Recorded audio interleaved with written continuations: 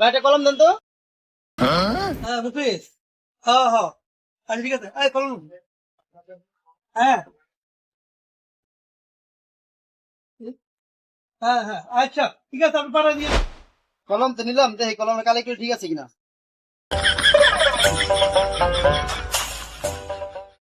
কি ওষুধ ভাই? এই ওষুধ? হ্যাঁ আছে এগুলো। अभी मजा आएगा ना भिड़ो। लेकिन ये साला कर क्या रहा है यहाँ पे?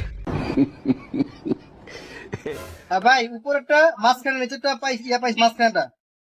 আর একটা বাকি আছে, 4 নম্বরটা, ওটা কালকে নিয়ে যাই।